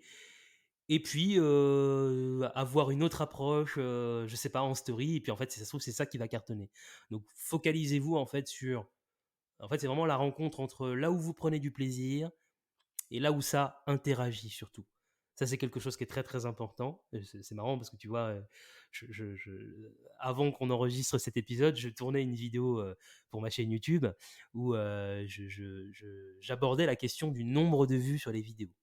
Et ça, c'est quelque chose sur lequel il faut faire extrêmement attention. Parce que je considère qu'aujourd'hui, et c'est un problème, qu'il y a beaucoup trop de gens qui considèrent que parce que ils n'ont pas beaucoup de vues sur leurs vidéos, ça veut dire que leurs vidéos ne sont pas bien. Ou à l'inverse, parce que leur dernière vidéo a été vue par, je sais pas, par 15 000 personnes, du coup, la vidéo est bien. En fait, il faut aller beaucoup plus loin que ça, et c'est ce que je disais dans mon tournage ce matin, c'est que en réalité, le nombre de vues seul sur une vidéo n'a pas vraiment d'intérêt si on ne va pas plus loin et si on ne regarde pas ce qu'on appelle l'interaction et l'engagement surtout. Hein, je pense que tes auditeurs Ouais, savent, ouais. commencent à comprendre de quoi on parle, mais in fine, je pense que ça sert à rien d'avoir 10 000 vues sur vos vidéos si au final il y a très très peu d'engagement, donc ça veut dire très très peu d'interaction. Parce qu'au final, ok, c'est bien, ça sera cool pour votre ego. Cool, j'ai fait 10 000 vues, and so what? En fait, ça ne veut absolument rien dire. Donc c'est bien pour l'ego, ça booste la dopamine parce qu'on se dit qu'il se passe quelque chose, c'est cool, on est content, on est tous des humains, voilà, on est tous quelque part aussi à la recherche de ce truc-là, de pas se sentir rejeté. Et souvent, c'est ça qui je trouve parfois pose un peu problème, c'est Ouais, ah c'est ouais la mais peur là de j'ai la pas petite beaucoup de audience, vues, ouais. ouais c'est ça, alors qu'en vrai je pense que c'est bien mieux de vous focaliser sur une petite audience, vraiment avec un lien hyper profond avec les gens que vous avez envie d'atteindre. Et en réalité, vous n'avez pas besoin d'une communauté de 15 millions de personnes. Maintenant, après, si ça arrive un jour, Si ça arrive, tant mieux. c'est cool pour vous, mais ça ne doit pas être un objectif, en tout cas au départ. Ce qui compte vraiment, c'est de proposer quelque chose de pertinent et qui va faire avancer les gens que vous avez envie de servir avec votre activité par rapport à leurs problématiques, par rapport à leur univers, par rapport à leur vie. Si vous arrivez à faire ce truc-là, bah vous allez l'avoir en fait, l'audience ultra qualifiée, des gens qui seront fidèles à chaque fois que vous sortirez une vidéo, qui vous remercieront par rapport à ce que, par rapport à ce que vous faites. Et ensuite, dans un second temps, ouais, ça sera intéressant de se poser la question de, bon, bah comment je fais pour trouver plus de personnes qui correspondent à tous ces gens-là qui sont en train aujourd'hui d'interagir sur mes vidéos. Donc, in fine, vous aurez plus de vues sur vos vidéos. Mais ça, faut vraiment prendre de la hauteur par rapport à cette statistique-là du nombre de vues qui, encore une fois, prise seule, ne veut absolument rien dire. Quand tu as une petite audience, déjà, ça t'enlève du stress parce que tu vas pas être vu par 10 000 personnes. Et en plus de ça, il y a un truc que j'aime bien, c'est que du coup, c'était dans l'épisode, là, tu disais que il fallait demander à son client idéal ce qu'il voulait voir, etc. Et ça pouvait te donner des idées vis-à-vis de ça en termes de contenu. Et le plus simple avec une petite audience, c'est d'interagir avec elle et d'en déduire d'autres contenus que vous pouvez aller chercher. Exactement. Et je trouvais ça très intéressant, du coup, ce que tu partageais juste avant, parce que du coup, ça fait lien avec ça. Et la peur de la petite audience, bah, c'est finalement pas une peur en soi, c'est plus une chance pour commencer bien les choses et répondre de plus en plus à votre client idéal. Ouais, et puis n'oubliez pas que vous ne faites pas de la vidéo uniquement pour les algorithmes. Hein. Ouais, En fait, c'est de la vidéo pour les humains derrière que vous avez vraiment envie et de oui. servir avec votre activité. Donc, c'est un peu le problème, justement, t'en parlais tout à l'heure, avec les réels, enfin les reels, je sais pas comment on Moi non dit, plus. enfin bref, le nouveau, enfin le format qu'Instagram a copié sur TikTok, donc des petites séquences vidéo de 30 secondes, enfin 1 minute même maintenant je crois sur Instagram, enfin jusqu'à 1 minute, où beaucoup de gens en fait se lancent sur ce format-là parce que bah, vu que c'est nouveau, Instagram récompense les personnes qui vont se lancer dans ce nouveau format. Ce qui fait que, et vous pouvez faire le test, hein, d'ailleurs, sur votre communication chez vous, y a pas pour le coup, c'est assez facile d'en faire. Il y a de grandes chances que pour la première vidéo que vous allez faire dans ce format-là, la vidéo, elle soit vue peut-être par 20 000, Ouais. 30 000, 50 000 personnes. Donc là, vous vous dites, oh, waouh, qu'est-ce qui se passe? C'est trop bien, c'est La incroyable. rockstar. Exactement, je suis une rockstar. Alors qu'en fait, si on regarde de manière un peu plus précise, il y a à boire et à manger en fait. Dans les gens qui vont voir votre vidéo, je suis pas sûr que ce soit hyper intéressant. Donc je vois beaucoup, j'en vois passer beaucoup, hein, des gens qui disent ouais, ça y est, je me suis lancé dans les reels, trop bien, regardez les vues et tout, c'est incroyable, vous vous lancez. Ouais, mais non, c'est pas si simple en fait. Concrètement, est-ce que ça te permet d'engager des conversations, cette petite séquence là que t'as posté sur ton Instagram avec les reels. Est-ce que ça t'a permis d'avoir des gens que tu as envie, encore une fois, d'avoir dans ton aventure, Est-ce que ça t'a permis de faire en sorte qu'ils s'abonnent à ton compte? Est-ce que ça t'a permis d'avoir des résultats concrets? Parce qu'il faut pas oublier que la vidéo c'est cool, mais il faut que ça vienne aussi au service d'objectifs quand même assez précis, hein. On n'est pas juste là pour comment dire pour, pour devenir une chaîne de télé et puis ah, c'est cool. Tu vois, on fait du média, on fait des vidéos, c'est chouette, c'est ouais, mais il faut qu'à un moment donné, ça puisse quand même vous faire avancer dans votre aventure.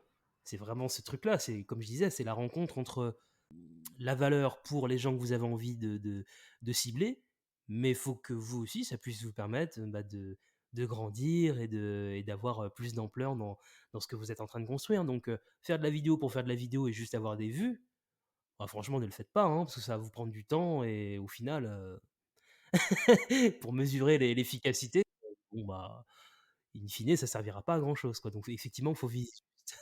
Faut pas oublier que l'objectif, c'est que les gens ils viennent dormir chez vous et que votre Ouais. gîte il se développe. L'objectif, c'est pas que vous deveniez Mmh. le top 1 sur YouTube et que Ouais, c'est ça, on s'en fout. c'est pas ça quoi. Donc attention, ouais, à cette injonction et cette tyrannie Mmh. de ah, les vues, les machins.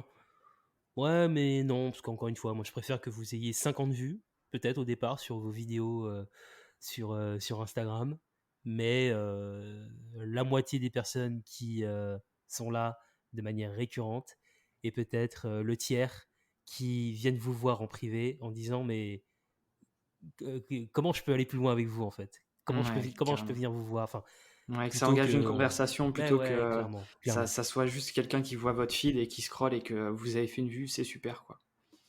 Donc ouais, Tout à fait. totalement d'accord. Je te remercie de porter tout ça. Ah non, mais ouais, mais c'est cool parce que mais en plus c'est drôle parce que moi ça serait dans mon intérêt, hein, d'obliger, enfin, tu sais, d'avoir un discours très moralisateur en disant: «Mais comment ça? Bah Tu ouais, tu ne fais pas encore des vidéos, mais tu es un comment gros ça? naze en fait». Mais en vrai, c'est pas mon discours parce que moi ce qui m'intéresse c'est que vraiment ça vienne au service des Bah oui. gens qui sont face à moi. Et en réalité, ouais, parfois ça peut m'arriver de dire à certains clients, bah, au vu de ce que vous me racontez, de là où vous en êtes dans votre histoire entrepreneuriale et tout, je suis pas sûr qu'aujourd'hui la vidéo ce soit l'objectif numéro un. Parce qu'il y a Mmh. plein de choses à voir avant de passer, de franchir le cap de la vidéo. Parce que si on le fait maintenant, j'ai peur que ça n'ait pas l'impact que ça pourrait avoir si vous étiez au clair sur l'histoire que vous racontez avec votre activité, le message que Mmh. vous avez envie de véhiculer, l'identité de votre marque. Enfin, il y a plein, plein, plein de choses à voir avant de se lancer dans la vidéo, hein. Donc oui, même si on est sur un média qui est hyper tendance, où moi, je pourrais avoir cette approche ouais, très moralisatrice, quoi, en mode si vous ne faites pas de la vidéo Quoi? aujourd'hui, c'est que vous avez rien compris. Je vais couper et ça sera au tout début. Ah ouais. Je porterai plainte, je porterai plainte. Non mais enfin, ça serait facile aujourd'hui, tu vois, d'ouvrir des formations en ligne dans tous les sens et tu Ouais, vois, enfin je suis d'accord. d'envoyer les gens à fond Mmh. sur le truc sans se poser de questions et avoir une approche très, très quantité, tu vois, et pas du Mmh. tout qualité. Franchement, ça serait bon pour mon business, hein, de faire ça, Ah hein. oui, bah, clairement. Mais Ah, c'est moi, pas je peux ma faire façon de pareil voir avec les le choses. référencement, avec, tout ça Voilà, tu vois, et en fait, enfin, en vrai, tu peux pousser les gens à faire des choses, bah ouais. vraiment dans le sens business, mais c'est pas mon objectif et c'est pas le tien aussi. C'est pour ça que tu es là. C'est que du coup, avant de se lancer sur la diffusion de masse, Mmh. faut se concentrer sur la diffusion proximité qui vont te permettre de convertir. Exactement, tout à fait. C'est convertir d'une manière ou d'une autre. Alors, est-ce que ça aboutit sur la réservation d'une chambre, bah, Mmh. alors ça c'est trop cool, c'est vraiment le must. Ou est-ce que ça, je sais pas, ça contribue à l'inscription à une newsletter? Peut-être qu'aujourd'hui vous avez une newsletter dans le cadre de votre communication. Est-ce que ça contribue à la participation d'un atelier que vous allez organiser en partenariat avec un collègue? Enfin bref, à un moment donné, il faut que ça vienne voilà, en cohérence avec un objectif clair et précis, parce que c'est ça qui va vous permettre en fait de savoir si ce que vous faites, ça a de l'intérêt ou pas, quoi. Ouais, Et faire des et de choses qui n'ont pas réorienter, d'intérêt, au et fur et à mesure, d'orienter, de réajuster ou soit et stopper, voilà. hein, je sais pas, Ou mais stopper, tout à fait possible. C'est pas grave, hein, c'est pas grave. Il y a pas de fatalité à ça, quoi. mmh. Mais je suis sûr, avec tous les conseils que tu as donnés, ça va bien se passer. Écoute, je l'espère, je l'espère. Ouais, non, je pense qu'il y a pas grand-chose d'autre à rajouter, si ce n'est de ne pas se mettre trop de pression. Votre première vidéo, de toute façon, ne sera pas forcément terrible. Mais la deuxième sera meilleure, la troisième Et encore etc. meilleure, etc., etc., etc. Donc voilà, faites-vous plaisir. Et, prenez du plaisir, parce que ça, pour le coup, on le verra, quoi qu'il arrive sur vos vidéos, et ça peut vraiment venir contrebalancer quelques petits soucis techniques, si je puis dire. Et puis dites-vous que les gens qui regardent les vidéos, c'est pas forcément des experts en termes de cadrage et tout ça, hein. Alors évidemment, il y a des choses évidentes quand on parle de cadrage, faire en sorte que oui, bah, le cadre il soit pas, enfin que vous soyez pas genre en gros plan. Enfin, c'est du bon sens après, tu vois ce que je veux dire, Carrément. mais sinon personne viendra vous dire ah mais dis Non. donc le cadre là t'aurais pu le faire mieux, Mm. là je comprends pas pourquoi t'as fait tel type de montage, enfin. Exactement. Et Dites-vous que les surtout, gens. si vous avez hésité à faire de la vidéo et que vous êtes passé à l'action, et bah du coup, il y a plein de personnes qui Ouais, hésitent toujours. tout Donc à du fait. coup, en fait, vous aurez toujours fait mieux que les personnes qui sont toujours en indécision. Et en fait, bah, ce genre de personnes, elles seront toujours attentives à ce que vous allez faire parce que Hmm. vous avez décidé de le faire, vous avez pris l'audace de le faire. Hmm. Et après, ça génère aussi beaucoup de respect vis-à-vis de votre audience parce que du Hmm. coup, vous mettez en difficulté parce que du coup, c'est pas facile. Mais du coup, il y a plein de personnes qui le font pas. Hmm. Non, mais ouais, totalement. Ça, c'est sûr qu'il y a. En termes d'impact, parce que voilà, pour reboucler avec ce qu'on disait au tout début, c'est vraiment ça l'objectif, c'est de franchir un palier, hein, vraiment dans l'impact que vous allez avoir avec votre projet. Moi, je pense qu'il y a vraiment clairement, normalement, hein, si tout est bien fait et, avec sincérité, et, il y a clairement un avant et un après, le moment où vous allez utiliser la vidéo. Et particulièrement si vous incarnez votre gîte et l'histoire dans laquelle vous êtes engagé. Ça, il n'y a rien à faire. On est des humains, on aime voir d'autres humains. Donc, n'ayez pas peur avec ça, avec votre image. Soyez sincères et dites-vous que de toute façon, tout ça, c'est au service d'une seule chose, le développement de l'aventure que vous portez avec le cœur et dans laquelle vous avez choisi de vous engager. Tout le reste n'a que très peu d'importance. Le reste, c'est du bonus. Exactement. Ben, merci pour tout ça. Bah de rien, Yann. Et je suis sûr que la dernière question fatidique va apporter encore beaucoup de choses. Trop cool. J'ai hâte, hein, tu m'en T'es parles pas depuis prêt, un hein? moment. Tu m'en parles. Ah, tu crois, putain, je vais tomber de mon canapé. Attends, il faut que Non, je me non, non, non, tienne. mais non, en fait, ça va. Ça va, je te stresse juste pour rien. C'est quoi ton plat préféré? Genre- Le truc, rien à voir, tu Non, non, sais. non, non, non, non, non, vas-y. En plus, ça va me donner faim, il est presque midi, mais C'est vrai, on va c'est vrai. rester sur du sérieux. La question, roulement de tambour, j'aime bien voir les gîtes comme des freelances. Parce que du coup, ils sont dans la même démarche que nous de progression, de développement de l'activité, sur le marketing, ils débutent. Enfin bref, ils se lancent, quoi. Ils ont les mêmes contraintes que nous. Et du coup, vis-à-vis de ça, la question est, toi, en tant que freelance, c'est quoi la difficulté que tu as rencontrée qui a été la plus extrême et comment tu as fait pour la dépasser? Hmm. Je pense que la difficulté la plus extrême depuis que je me suis lancé, ça a été la compréhension des gens que je souhaite servir avec mon activité. Et je ne suis pas sûr d'avoir tout à fait fini avec ce sujet-là. Je ne Non. suis pas sûr que j'en finisse un jour d'ailleurs. Je trouve que c'est un sujet à la fois passionnant, mais qui demande beaucoup de réflexion et beaucoup de conversation, justement. On en parlait juste avant. Beaucoup de conversations, justement, avec ces personnes-là. Et je pense que ça a été vraiment l'un des plus gros défis, hein. Alors même si aujourd'hui ça va mieux, mais pour repartir dans l'historique, je crois que c'était fin 2019, début 2020. Il y a eu, tu vois, comme un switch dans mon activité, justement parce que j'avais l'impression de ne pas comprendre à qui je m'adressais. Ce qui ne veut pas dire que ça ne marchait pas, hein. C'est-à-dire que Ouais. moi, ça fait maintenant un peu moins de 10 ans, enfin ça fera 10 ans l'an prochain que j'ai lancé mon activité. Et vu qu'on est sur un créneau quand même assez porteur, la vidéo, les opportunités, il y en a, ça c'est pas un problème.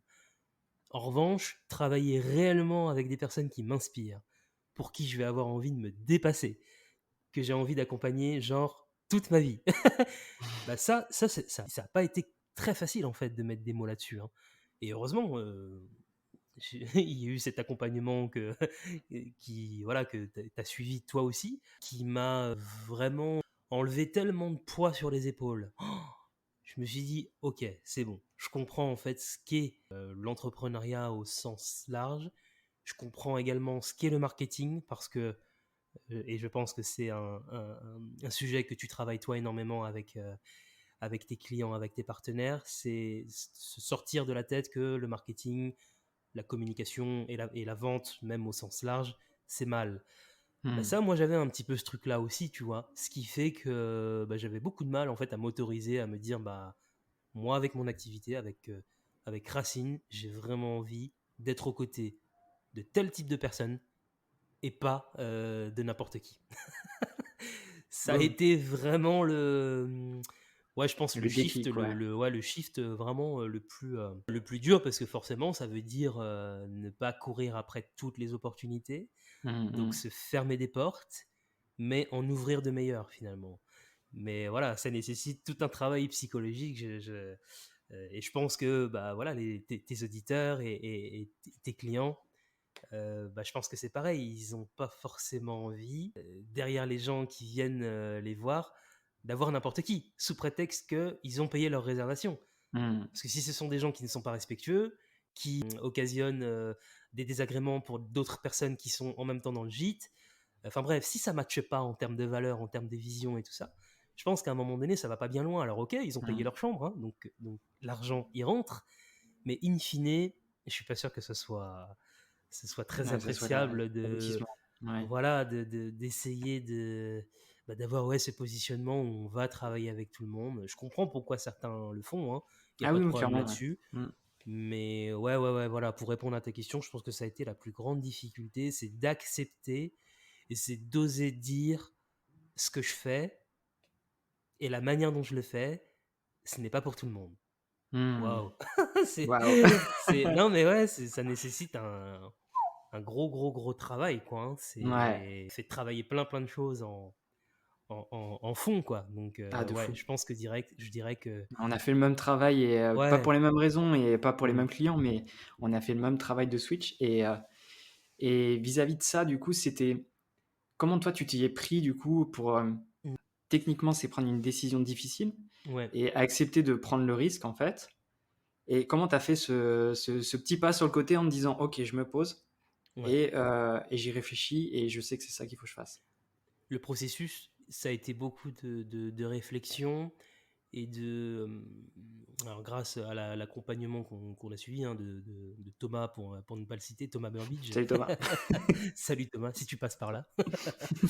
En fait, j'ai bien aimé son approche, parce que on n'était pas forcément dans multiplication des outils pour trouver. C'est vraiment une approche très centrée sur l'humain et sur la réflexion.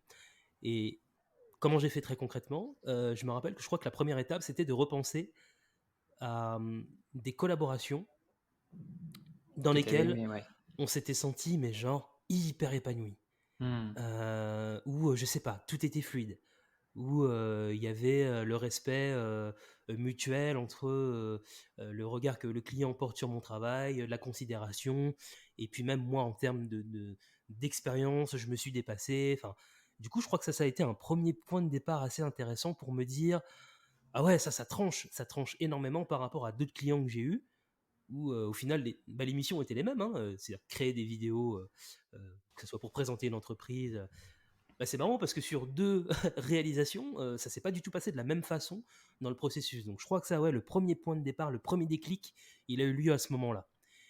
Et puis après, ça a été de me dire, aujourd'hui dans la société, à quel moment, quand j'enlève ma casquette de professionnel, à quel moment, moi, en tant que citoyen et en tant qu'être humain, à quel moment je ressens dans mon corps, enfin, je ressens un truc où je me dis, putain, mais ça, c'est trop bien. c'est trop trop bien. Alors c'est trop bien parce que la personne qui porte le projet, méga inspirante, elle a fait quelque chose avant. Alors ça, c'est aussi un truc très intéressant. Ça fait partie de toutes les personnes en général que j'accompagne. C'est des gens qui ont eu un peu plusieurs vies, tu vois. C'est-à-dire Ouais. qu'elles ont connu autre chose avant, ça s'est mal passé pour plein de raisons, et il y a eu un switch dans leur vie. Et Hmm. maintenant, ce qu'elles font, c'est beaucoup en réaction à ce qu'elles ont connu avant, et c'est aussi transformer quelque chose d'a priori de négatif en une force pour développer un projet. Donc ça, tu vois, je me suis rendu compte de ça quand quand je regarde des entreprises, tout simplement, tu vois, où est-ce que je consomme, tu vois, Ouais, qu'est-ce ouais, qui fait ouais. que je consomme à tel endroit, à tel endroit, à tel endroit. Bah, c'est souvent ça. C'est des gens qui sont profondément humains, c'est ce que je disais dans mon introduction, et pas juste sur le papier et sur le site internet qui, in fine, quand on creuse un peu, ne sont pas humains. Donc c'est vraiment qui dégage quelque chose de profondément humain, qui dégage aussi, je trouve, un message très positif. Ça, c'est quelque chose qui m'intéresse. J'adore quand, dans n'importe quel secteur, on arrive à faire un constat et se dire, bah, moi j'ai envie d'avoir une lecture positive des choses. Et avec mon projet, de proposer justement quelque chose de positif et d'optimiste, même si on n'est pas des bisounours et qu'on sait que c'est pas simple, mais quitte à faire quelque chose, autant que ça soit fait avec le sourire.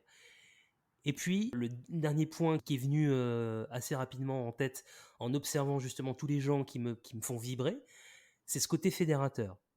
Je crois que j'adore les gens qui vont bien au-delà de leur activité en fait et qui arrivent avec leur marque à presque diffuser une culture, tu vois. Alors, on n'est pas obligé tout de suite de penser aux grandes marques américaines, Nike et tout ça, tu vois. Parce que je pense qu'on peut finalement avoir de l'influence même à plus petite échelle et changer les choses de cette façon-là. Bah, tu vois, je me rends compte que ça, j'adore les gens qui arrivent à être vraiment profondément humains, convaincus par ce qu'ils font aussi, tu vois, qui sont pas juste dans des opportunités de marché. Ça, c'est très important pour moi aussi. Qui essayent aussi de réinventer, dans la mesure du possible, l'existant dans leur secteur d'activité. Ça me fascine. Que des gens, à un moment donné, se disent, OK, dans tel secteur, ça marche comme ça. Est-ce qu'il n'y a pas moyen de faire mieux ou, à défaut, de faire un peu plus juste? J'adore.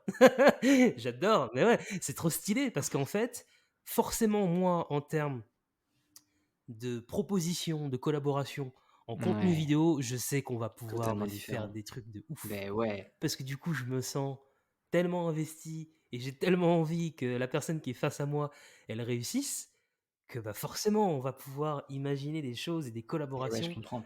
tellement stylées, plutôt que quelqu'un qui est juste là à me dire, bon bah Bon. moi je suis là, je sais pas trop pourquoi je suis là, je fais ça, mais j'aurais pu faire autre chose. Et puis l'objectif de toute façon, c'est de revendre dans 5 ans. Putain, ouais, j'avoue. Bon, bah en fait, Waouh. c'est pas mon truc. C'est Ouais. pas mon truc parce que C'est notre ambiance, ouais. ouais, c'est une autre ambiance et moi je suis vraiment convaincu que de toute façon, chacun à son niveau peut participer à quelque chose de beaucoup plus grand que lui.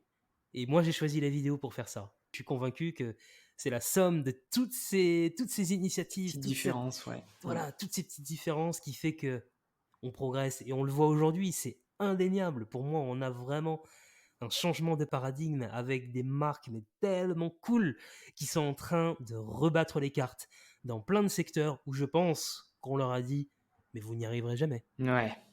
Et en fait, elles sont en train de bouleverser ce truc-là. Et les consommateurs, enfin en tout cas les gens qui sont de plus en plus éclairés, donc c'est pour ça qu'en plus, je pense que les marques qui s'en sortiront demain, et qui arriveront à marquer les esprits sur le long terme et à faire une différence, parce que c'est ça l'objectif. C'est pas juste d'exister. Je considère que ça, c'est pas un Mm. objectif en soi, mais voilà, les marques qui arriveront à perdurer dans le temps, c'est justement celles qui arrivent à embarquer les gens dans une grande histoire, qui arrivent à expliquer pourquoi cette histoire elle est importante et le rôle que les gens qui vont venir consommer chez eux ont dans cette histoire-là. Et quand on arrive à faire ça, c'est Pouf. magnifique. C'est magnifique. On est fiers. On est trop fiers. Donc voilà, je t'ai fait une énorme digression. Ouais, mais c'était parfait. Donc ouais, tu vois, C'était hyper intéressant et c'est je me ça quoi. reconnais vraiment dans ce que tu dis et c'est pas pour rien qu'on a fait le même Hmm. accompagnement. Mais je vais poser la question débile, mais est-ce que tu regrettes? Ah, pas du tout. Pas Donc, du on est tout. Pas du d'accord que même tout. si tu as fait ce choix qui est complètement ouf, c'est parce que du coup, comme tu disais, tu as l'impression de te fermer des portes. Hmm. et bah, au final, est-ce que t'as pas ouvert la tienne? Exactement. Totalement. C'est c'est exactement ça. Mais ouais, c'est exactement ça. Parce qu'aujourd'hui, c'est de se lever tous les matins avec cette sensation de se dire, ça se trouve là, aujourd'hui, je vais rencontrer quelqu'un qui Mmh. arrive avec un projet juste complètement farfelu Ouais. auquel personne ne croit. Parce qu'évidemment, challenger le statu quo, c'est pas ce qu'il y a de plus confortable, hein. C'est beaucoup plus Mmh. facile de continuer comme on a toujours fait. C'est Donc clair. c'est pour ça que moi, ça m'ennuie un peu, parce qu'au final, je trouve on tourne un peu en rond. Mmh. Et donc c'est pour ça que de me dire, oh, peut-être que je vais faire la rencontre de cette personne-là. Et grâce à la vidéo, on va mettre un coup de projecteur sur son histoire, sur ce qu'il propose, sur son univers, sur sa façon de travailler, sur son éthique, sur ses valeurs, sur tout. Je me dis, mais c'est ouf, quoi, tu vois. Et peu importe le secteur, c'est ça qui est aussi intéressant. Du coup, ça vient nourrir ma curiosité, Mmh. et tu te dis, bah ouais, le sens derrière tout ça, il est hyper clair, quoi. Alors que oui, bon, bah, Tu c'est vrai m'étonnes. que je pourrais me contenter d'aller chercher que les grands groupes parce que c'est eux qui ont les plus gros budgets, et puis on pourrait faire des trucs insipides voilà, qu'on voit absolument partout. Ça serait une option, Ça hein. donne Je sais envie, qu'il y a hein? des, Wow! non, mais il y a des collègues, tu vois, qui ont cette Ouais. approche-là, et why not, après tout. Je pense qu'on n'est Mmh. pas tous drivés par la même chose, mais quitte à ce qu'on soit là, autant qu'on essaie de faire une différence. Enfin, moi, c'est mon avis, quoi. Ça serait vraiment Mmh. trop dommage de ne pas exploiter toute la richesse de ce qu'on a en nous, quoi, et aller bien au-delà, finalement, des compétences. Ouais, faire de la vidéo, c'est Ouais. cool, faire des sites web, c'est Mmh. cool, mais en fait, on fait quoi ensemble? Qu'est-ce qu'on Mmh. fait réellement, tu vois? Donc ouais, non, je regrette absolument pas. T'es fou, quoi.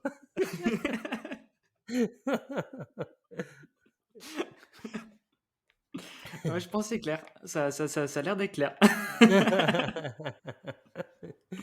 Après, enfin, je comprends que, pour rajouter, je comprends que, parce que peut-être qu'il y a des gens qui nous écoutent qui sont lancés depuis pas longtemps, Mmh. et qui sont dans des équations un peu différentes. Je pense que chaque chose en son temps, c'est pas forcément quelque chose qu'on doit absolument trouver forcément tout de suite. Je pense que le plus tôt sera le mieux. Maintenant, je comprends que bah, chacun a son rythme, et que bah, au départ, le plus important, c'est quand même d'aller tester ce qu'on propose, et puis d'avoir des retours et d'affiner Carrément. pour, voilà, pour arriver à. Donc, attention, moi qui déteste les injonctions, c'est pas non plus une injonction à forcément là vous fermer des portes tout de suite maintenant. Ça dépend réellement de là où vous en êtes en réalité, hein. C'est C'est chaque chose en ça. son temps, quoi. Mais c'est une boussole intéressante de se dire, bon, à terme, moi, avec qui j'ai vraiment envie de bosser, quoi, hein. Donc, alors Mmh. après, est-ce que c'est tout de suite? Est-ce que c'est dans un an? Est-ce que c'est dans 5 ans? Là, c'est à vous de répondre, hein. Mmh. Complètement. Ouais, je suis d'accord avec ça, c'est de ressentir un peu la boussole que tu as envie Ouais. d'avoir Mm. et après, si tu es prêt à y aller, bah, vas-y franco et si tu sens que tu as besoin un peu de temps et de choses pour te rassurer à côté, il y a pas de mal à ça, quoi. Ouais. Mais en tout cas, tu auras l'objectif de conduire ton business et implicitement ton gîte ou n'importe quel business, hein, vers quelque chose qui tend à te respecter toi aussi, quoi. Mais ouais, c'est ça. Et puis qui t'épanouit du jour en jour, quoi, hein. Mmh. Je crois que Alors j'ai écrit un post, mais je l'ai pas publié, mais Ouais, ça fait longtemps sur ce d'ailleurs. sujet-là. Je devais faire un truc comme ça et j'avais écrit une phrase, c'était: «Aujourd'hui, le matin, je me lève plus pour un devis, mais je me lève pour une personne» Waouh, je surkiffe. et du coup, celle-là, faut que je la publie de ouf, mais Mais ouais, c'était censé être mon troisième post sur mon repositionnement et ouais. bah, il est toujours là, j'en ai que 2 sur 3. Je pense que mais cette phrase, en fait, je me la suis ancrée et du coup, je pense que c'est ça aussi, le message que tu portes, c'est que, peu importe ton secteur d'activité, faut enfin, si à un moment tu arrives dans ton business à te lever, plus pour une facture, plus pour louer une chambre, mais pour, rencontrer des personnes et pour apporter quelque chose, faire ta différence, bah, c'est jackpot, quoi. Ouais, je valide à 100%, et Ah ouais, je sais que tu valides. je partagerai à fond le mal quand tu sortiras ce Ouais, je ferai post, juste parce une que citation comme ça. Ouais, non, mais c'est génial, et je trouve ça génial en plus que voilà, tu t'amènes ça dans ta communication, et moi c'est pareil, j'essaye de l'amener le plus possible mais c'est vraiment essayer de nous faire prendre de la hauteur par rapport à ce qu'on fait et remettre tout ça en perspective et ne pas oublier qu'effectivement, cette formule, elle est juste magique en fait. Ouais, je me lève pas pour un devis, mais pour une personne. C'est ouf. C'est exactement ça. C'est exactement ça. Trop bien. Bah, quand on arrive à tendre vers ça, c'est vrai que ça change tout. Ouais. Ah non, non, c'est trop stylé. Non, mais je pense. T'as Après, dit des choses, je vais ponctionner plein l'épisode. T'as plein de citations aussi, hein, t'inquiète. Mais je crois qu'on est à bonne école, on gravite un peu dans les mêmes milieux et c'est super inspirant en fait. Moi, j'avoue que je trouve ça super qu'on ait cette évolution là et qu'on n'ait pas peur de penser beaucoup plus grand. Alors même si forcément ça vient questionner plein de mots hyper intéressants, l'ambition, tu vois, c'est plein de choses où je pense que culturellement en France on a un petit peu de mal avec ça, Ouais, même clairement. si ça change, les temps changent, mais il y a des choses qui sont quand même encore très connotées ancré, de ouais. manière négative. Et je trouve ça cool d'avoir, voilà, on en parlait, des mecs comme Thomas, et il y en a plein qui essayent de nous faire voir les choses d'une autre façon. Et nous, in fine, bah, en fait, à notre niveau, on essaie aussi d'inculquer ça aux gens qu'on clair. accompagne sur le chemin. Donc, c'est des aventures humaines. Hein. C'est bien plus que de la presta vidéo ou site web ou strat de com. Enfin, c'est des humains qui bossent ensemble, quoi. Bah écoute, je te remercie pour tout ça, pour tous les Bah, messages écoute, que t'as apportés, tous les conseils, parce que franchement, c'était super en termes de compréhension et en termes d'étapes. Et ça, je l'ai bien compris dans la vidéo, c'est très important les étapes. ouais, c'est vraiment le truc à retenir, les étapes. Ouais, ouais. Organisation, anticipation et les étapes. Voilà. Et donc, du coup, vis-à-vis de tout ça, bah, je te remercie pour ces conseils. Merci à Et toi puis, infiniment. encore, c'était un super moment à tes côtés. Bah écoute, je n'avais aucun doute en acceptant l'invitation, mais ouais, je suis vraiment hyper content. Merci pour la qualité aussi de l'entretien, parce que tu vois, on est bien, quoi, on discute, on est vraiment dans un super format, et puis c'est cool, quoi, pour le temps que tu laisses à l'invité. J'ai l'impression d'avoir parlé genre 5 heures, tu vois. T'es pas loin. Il fait nuit, en fait.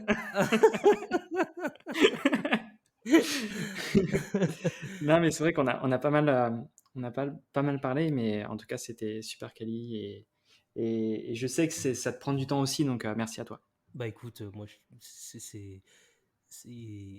justement, si je peux te donner, c'est l'un de mes principes, hein, on donne avant de recevoir, et moi j'espère sincèrement, ouais, que tous les auditeurs de Boost ton gîte là, de cette nouvelle saison, ont apprécié ce moment, et puis franchement qu'ils n'hésitent pas si jamais ils ont la moindre question sur quoi que ce soit, hein. Moi je pense que tu pourras témoigner, mais notamment sur Instagram et tout, je suis assez fan des conversations et, Oh oui. et de rencontrer des gens, et non pas forcément tout de suite pour leur dire ah bah tiens, on pourrait faire ci, on pourrait faire ça, mais juste Ouais, déjà pour comprendre ce que vous faites, exactement. et l'histoire qu'il y a derrière. Moi je suis un mordu, vraiment un passionné des parcours de vie, donc avant de parler business, déjà on va se connecter Bonne étape. humainement, parce que c'est avant tout ça qui m'intéresse, notamment Et pour me nourrir moi. si jamais, tu ne fais pas tous les mercredis des recettes, mais tu fais la minute vidéo. Ah Et yes. t'as vu la transition? Magnifique. Bon, et pour le coup, c'est plus sérieux, mais Hmm. le format, j'aime beaucoup aussi. Est-ce que tu peux en parler vite fait, comme ça? Ouais, Je redirige tout le monde vers ce contenu parce qu'il est super qualitatif. ça marche. Ouais, la minute vidéo, c'est un petit programme, alors, qui normalement doit durer 1 minute Challenge. à chaque épisode, mais bon, comme vous avez pu le voir, j'ai tendance à pas mal parler, donc ça déborde assez souvent, voire même à chaque fois, mais bon, ça déborde pas de beaucoup, hein. Mais la minute vidéo, en fait, pour faire très simple, c'est un petit programme justement que j'ai pensé pour toutes les personnes qui ont envie de se mettre à la vidéo. Alors, soit des personnes qui sont dans une aventure entrepreneuriale, c'est-à-dire voilà, qui développent un projet et qui sentent que c'est le bon moment pour eux là, de se lancer dans la vidéo, mais qui se posent plein de questions, que ce soit d'un point de vue stratégique, que ce soit d'un point de vue matériel, que ce soit d'un point de vue format, enfin bref, toutes les questions qu'on peut se poser à ce sujet-là, mais c'est aussi à destination des professionnels de la communication, alors que ce soit des chargés de communication digitale, peut-être que vous en avez aujourd'hui dans votre équipe avec votre gîte, communication digitale, social media manager, community manager, enfin bref, toutes les personnes qui ont un intérêt à savoir maîtriser le contenu vidéo. Et donc le principe, c'est tous les jeudis, donc une fois par semaine, c'est que je réponds à une question qu'on me pose, et on m'en pose régulièrement, notamment sur mon compte Instagram. Et je me suis dit, plutôt que de faire une réponse à chaque fois pour une personne, je trouve ça intéressant de partager ça avec toutes les personnes, comme je le disais, qui ont envie de mettre la vidéo à leur service, mais qui ne savent pas trop par où commencer. Et en général, toutes les questions, c'est souvent des gens qui partent de zéro. Et je me dis que avec un petit programme hyper accessible, il y a très peu de jargon technique. On est vraiment sur des cas concrets, enfin voilà, sur des choses assez précises. Tous les jeudis, voilà, un épisode qui correspond à un sujet dans lequel je réponds à une question. Donc voilà, n'hésitez pas à aller voir ça. Je mettrai les liens, tu m'enverras tout ça, mais allez faire un tour parce que franchement, c'est super cool en termes de format et en termes d'information, c'est topissime. Ouais, pour commencer, c'est déjà très bien. Avant d'aller vous payer une formation, il y a déjà plein de choses à faire avant. Exactement. Eh ben écoute, merci. On se retrouve sur Zoom pour faire le petit débrief et puis voilà. Eh ben ça marche. Merci beaucoup, Yann. Merci à toi. Salut. C'est ainsi que s'est terminée notre longue conversation. Et j'ai l'impression d'avoir enregistré un épisode pépite où il est possible de comprendre la vidéo d'étape en étape avec des conseils pratiques. Je suis vraiment très heureux d'avoir pu avoir les conseils de Cyril. Et techniquement, là, il ne te reste plus qu'à les appliquer et à te lancer. J'avais fait le pari à la suite de cet épisode, en tout cas à la suite de l'enregistrement, de me lancer de mon côté. Et je crois que c'est réussi avec le lancement de ma chaîne YouTube, et c'est grâce à l'enregistrement de cet épisode. Je me suis rendu compte d'ailleurs qu'avec de la préparation, des étapes, comme avec n'importe quel autre support, la vidéo c'était faisable. Oui, ça demande de la pratique. Oui, on n'est pas à l'aise tout de suite. Oui, les vues ne vont pas décoller d'un coup. Oui, ça va être long. Mais sers-toi de ce temps pour avancer petit à petit, et le jour où ton audience sera là, tu seras prêt. Donc merci à toi Cyril de défendre cet univers de la vidéo avec un regard si bienveillant. Merci pour tes conseils et ta pédagogie. Je te souhaite une magnifique semaine et avant de te dire au revoir, je te donne rendez-vous le 14 mars pour un nouvel épisode et surtout pour continuer à booster ton gîte.